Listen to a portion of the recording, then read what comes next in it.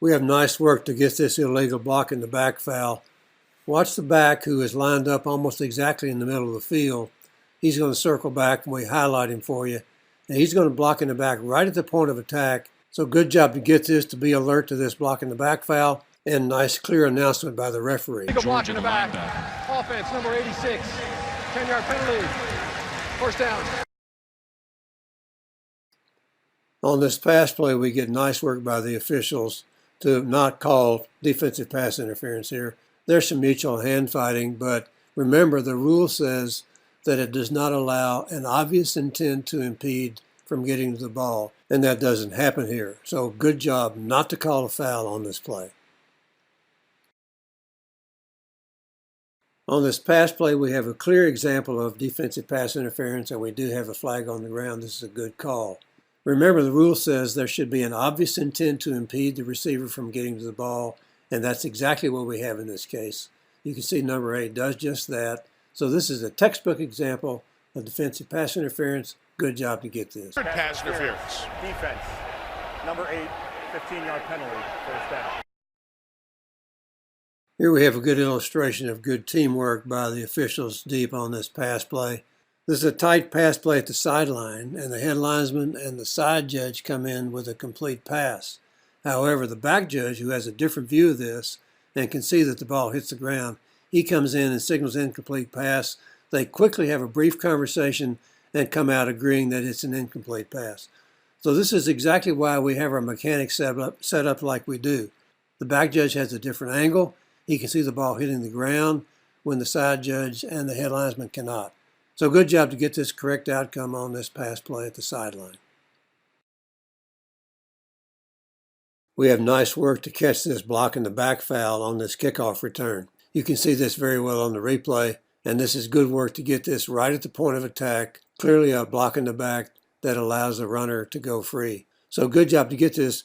Remember, when they get in chase mode is when we're more likely to get these fouls, so we need to be especially alert, and the crew was in this case. So this is good work. During the return, illegal block in the back by the receiving team. That's half the distance to the goal, and it will be first down. We should have 2 flags on the ground from our flank officials for an illegal formation on this play. You can see that the right tackle is well off the line, and he's essentially even with the 2 backs are in the slot to his right. And of course, this gives him an advantage as he drops back into pass protection formation. So we can't let these illegal formations go away. This should be a foul, 5 men in the backfield.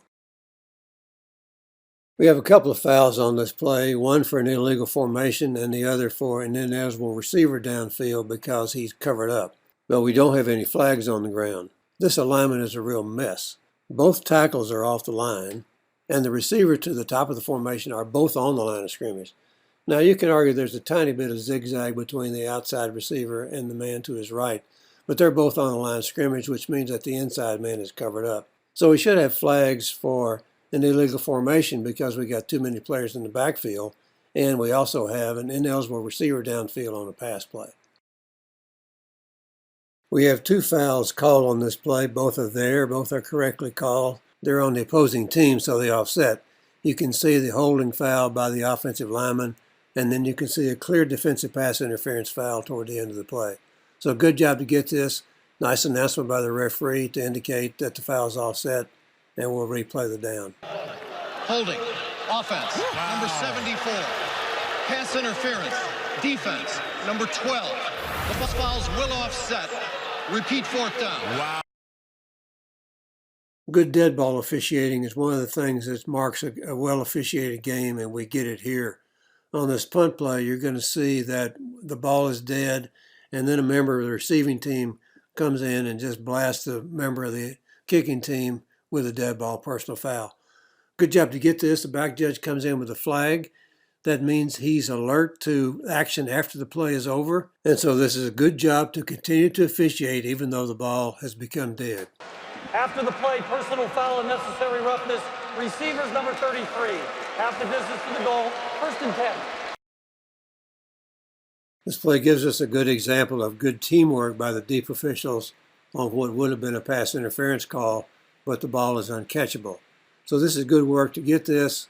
It's always good to have conversations if there's any question about these uncatchable forward passes. On these situations where there's some question about the foul, it's always good to have these conversations, and so good job to get this. I would encourage the referees to use the uncatchable pass signal. Remember, you can't always be sure that the microphone can be heard in every part of the stadium and in the press box, so make good use of your signals. So again, I commend the crew for good teamwork on this play. There is no foul for defensive pass interference. The pass is ruled uncatchable. Incomplete pass, third down. This is a good job of being alert to this holding foul on this long run that ended in a touchdown. You get a couple of good looks at this.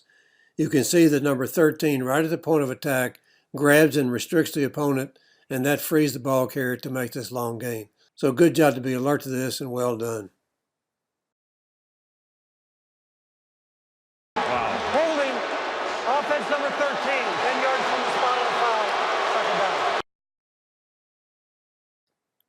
I wanted you to see this play because it's a textbook example of how instant replay needs to come in and restore time to the clock toward the end of the game. You can read about this in Rule 12.3.6, paragraph D. And all the conditions for the rule are on this play. It's a one-score game. The ball carrier makes the line to gain, so the clock will stop whenever the ball is dead. And in this situation, the ball becomes dead when his forward progress is stopped. And that happens with about 1 second left on the clock. Now, by the time he steps out of bounds, the ball has already been dead, and so the clock would have stopped at 1 second. So replay should have come in and put 1 second back on the clock, and then the clock would start on the referee's signal.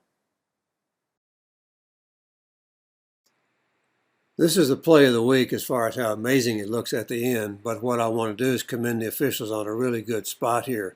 You can see that the quarterback scrambles and then he tries to make his first down and he gets hit and basically goes into a helicopter spin and lands, and the officials do a really good job of getting a spot. Critical play because it's fourth down, he's close to the line to gain. It's a one-score game late in the fourth quarter, but this is a very good spot, so good job to get this spot on a very, very difficult play.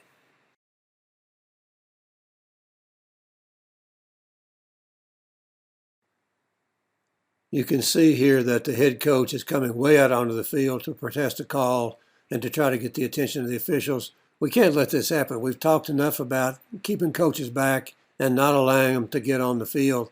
Now, this rule about coaches on the sideline and coming onto the field has been in place long enough.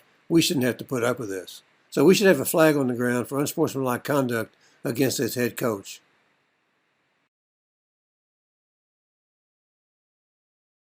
In this play, we see an illustration of an illegal blindside block, a clear violation of the new rule, and we don't have a flag on the ground. So we need to call these. Remember the rule. If you have attack with forcible contact in the open field by a player from the blind side, then that's a foul for an illegal blindside block. Now, it is the case, of course, that not all blindside blocks are illegal, but this one clearly is. We need to call these. Should be a call for an illegal blindside block.